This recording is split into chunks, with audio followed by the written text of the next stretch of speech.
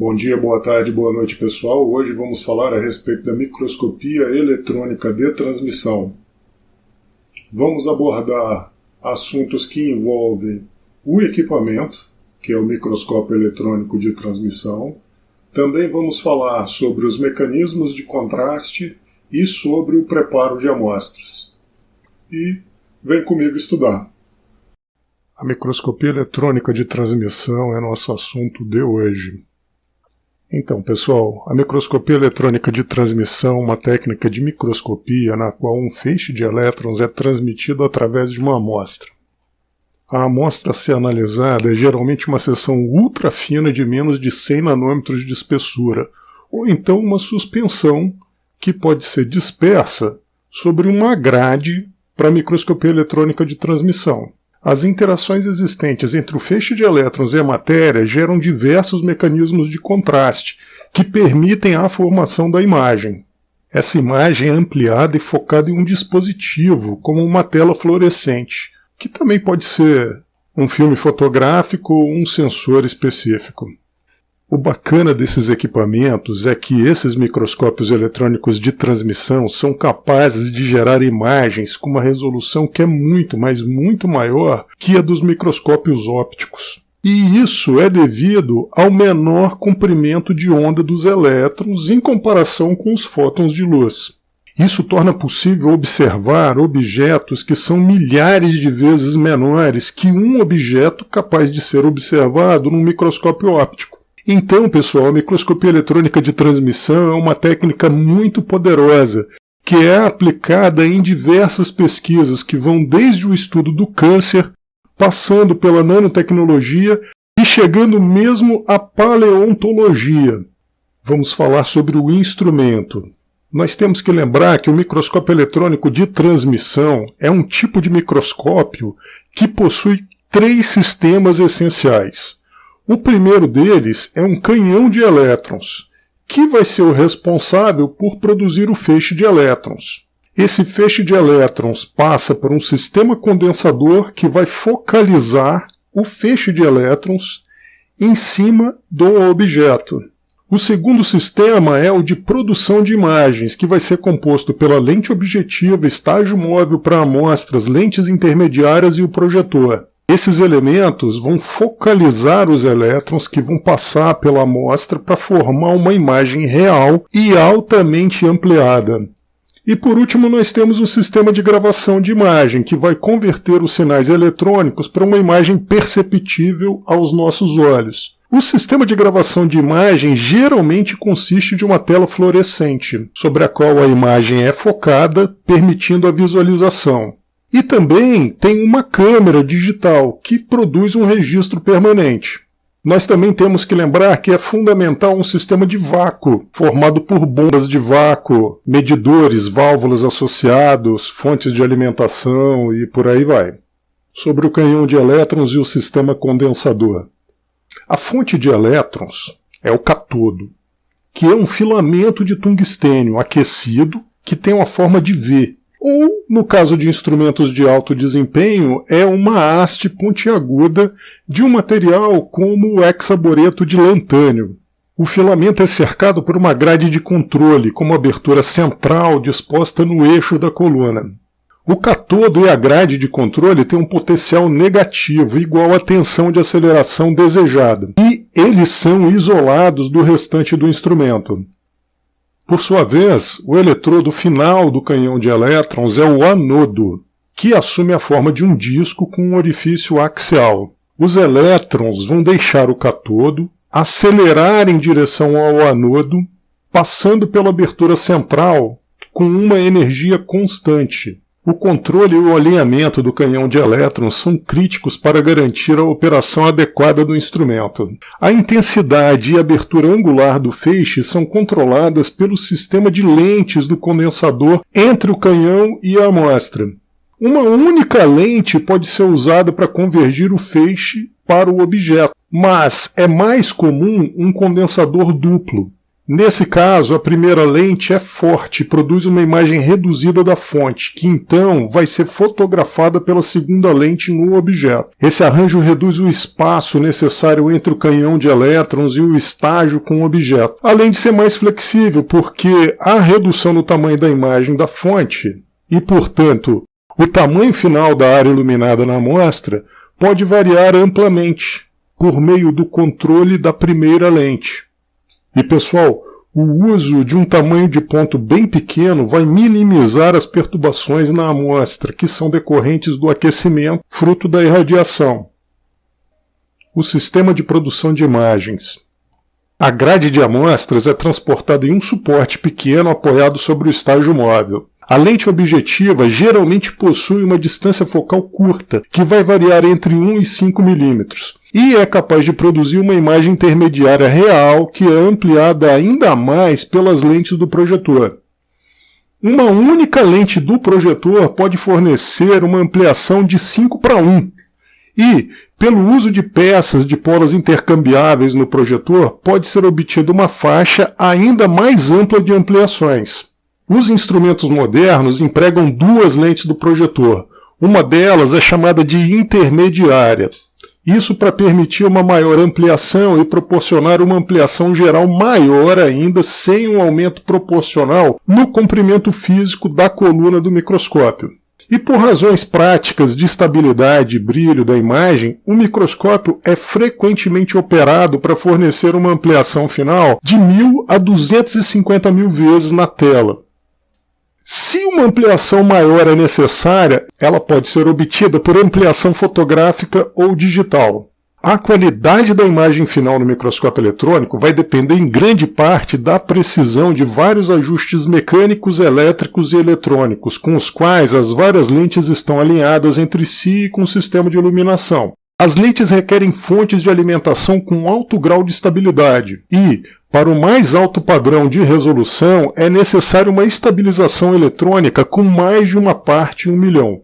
E claro, todo esse controle só pode ser feito com o uso de um software apropriado fornecido pelo fabricante do equipamento.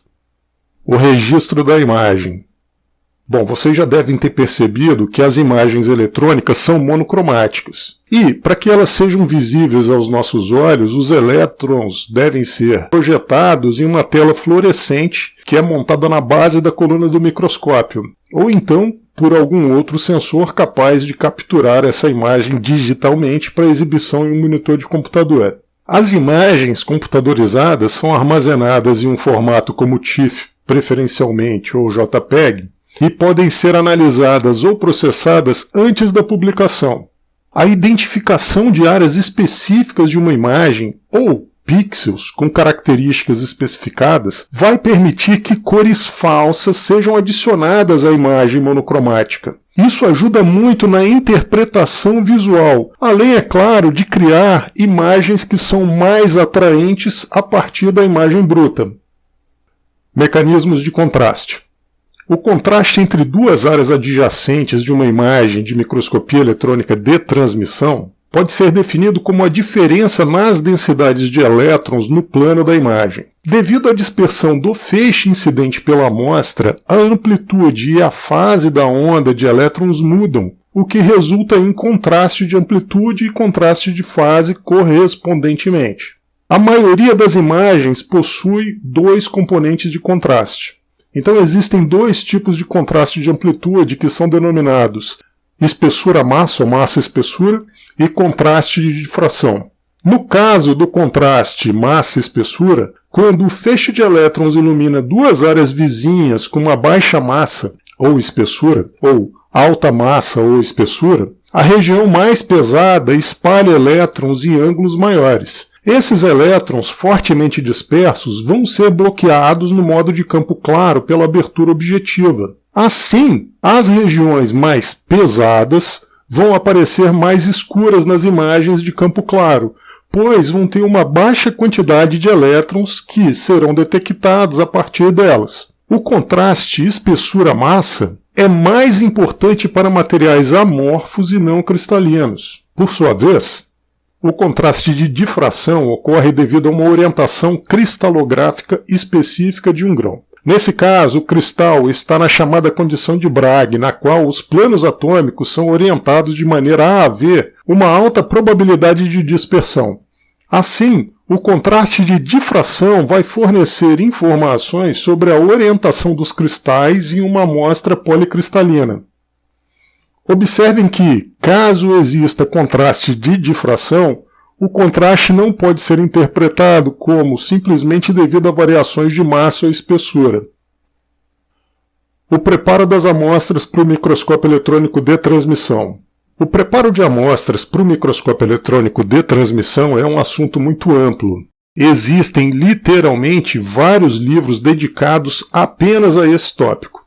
Então, pessoal, a intenção aqui é resumir as técnicas para produzir uma amostra para o microscópio eletrônico de transmissão. E como sempre, para escolher a técnica adequada, isso vai demandar que você conheça quais são as informações necessárias, como por exemplo, existem restrições de tempo, disponibilidade do equipamento, qual é o grau de habilidade do operador, qual é o tipo de material que vai ser analisado.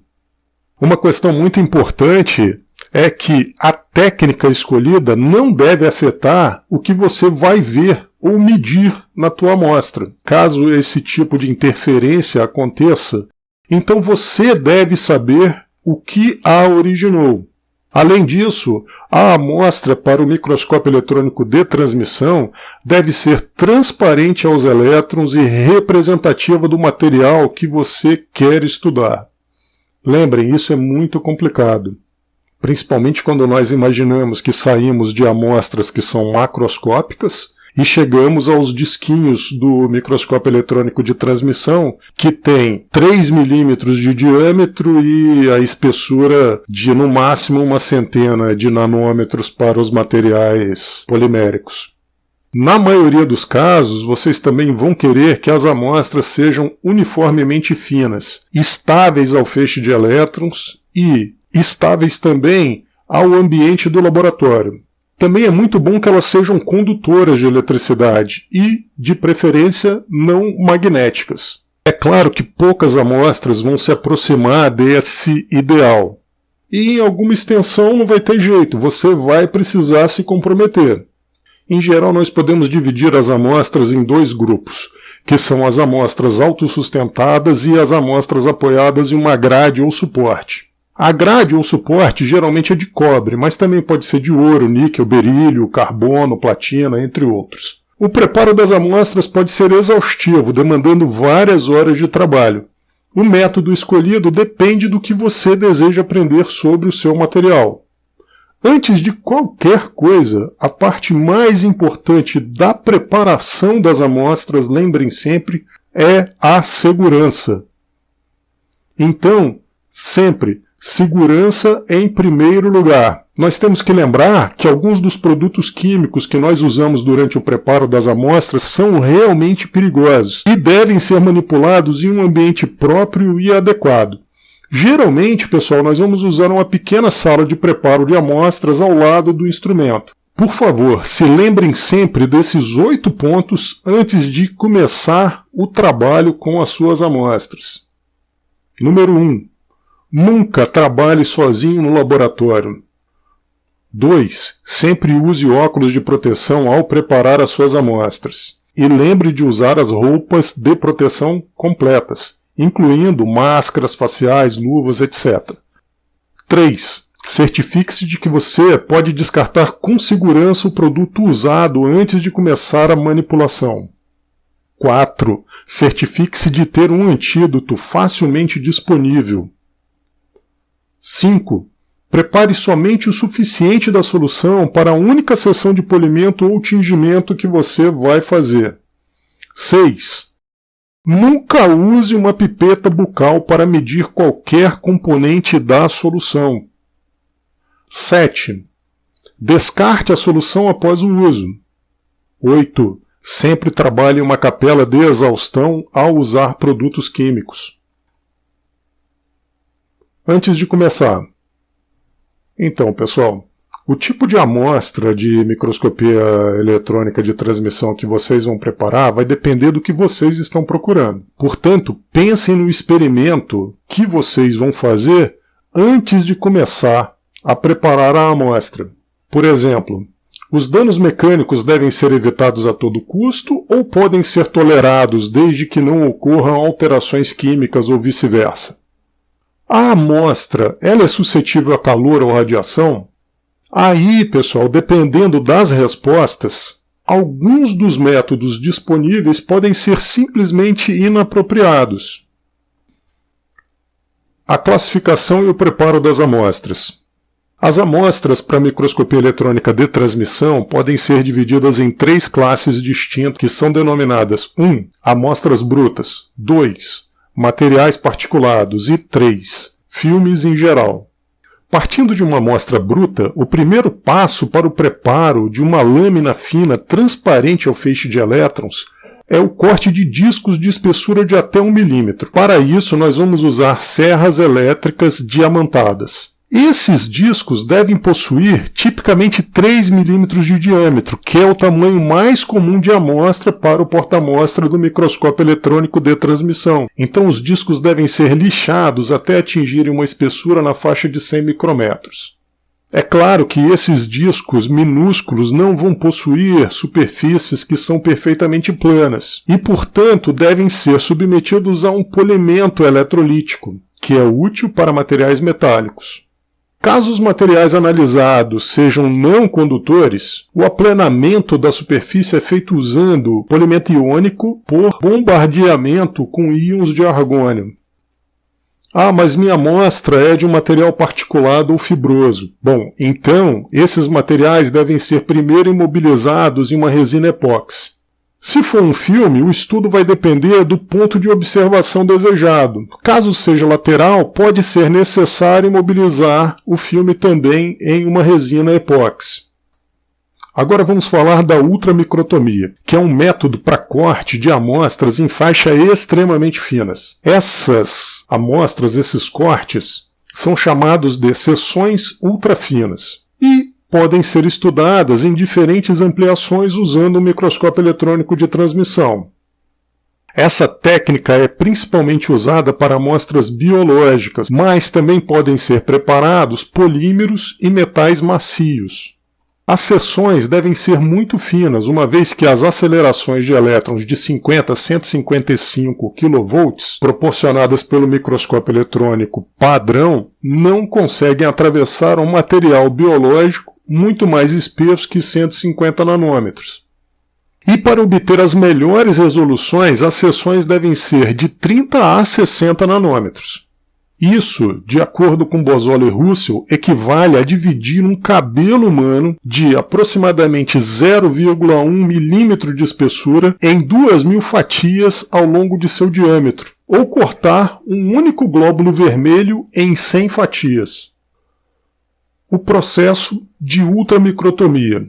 Seções ultrafinas de amostras são cortadas usando um instrumento especial que é chamado de ultramicrótomo. O ultramicrótomo é equipado com uma faca de diamante para a maioria dos cortes biológicos ultrafinos, ou uma faca de vidro, frequentemente usada para os cortes iniciais. Antes de selecionar uma área do bloco da amostra a ser seccionada, o técnico deve examinar as seções semifina ou espessa, que podem variar de 0,5 a 2 micrômetros. Essas seções espessas também são conhecidas como seções de pesquisa e são vistas com o auxílio de um microscópio óptico, para determinar se a área correta da amostra está na posição da seção fina.